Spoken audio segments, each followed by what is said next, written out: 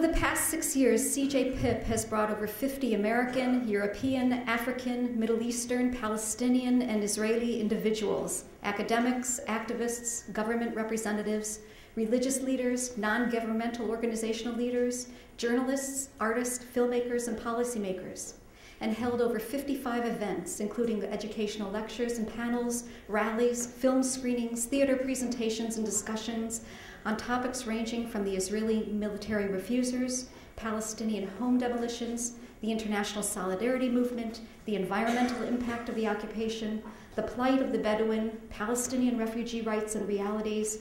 to the Holocaust in American and Israeli politics, the Intifada, and nonviolent resistance. Over 55 events, including the educational lectures and panels, rallies, film screenings, theater presentations, and discussions on topics ranging from the Israeli military refusers, Palestinian home demolitions, the international solidarity movement, the environmental impact of the occupation, the plight of the Bedouin, Palestinian refugee rights and realities,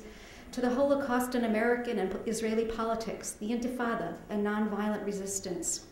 American imperialism in the Middle East, and the increasing attacks on academic freedom and free speech.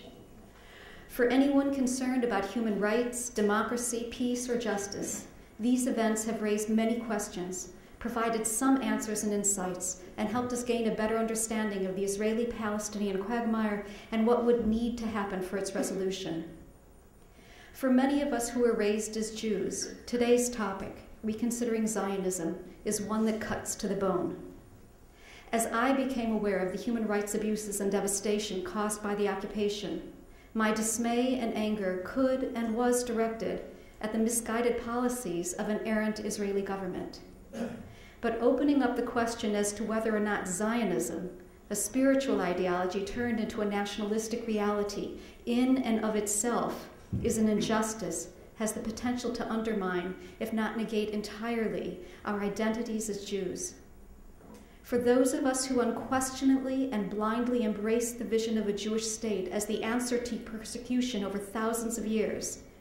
as Zionism as the primary substance in our Jewish identity when the theological roots of our heritage were not satisfying or sufficient,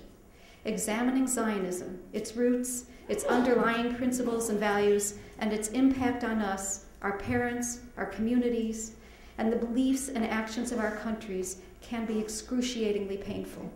but it is time to do this. We are privileged today to have 3 outstanding individuals with us to help us begin to or continue this process.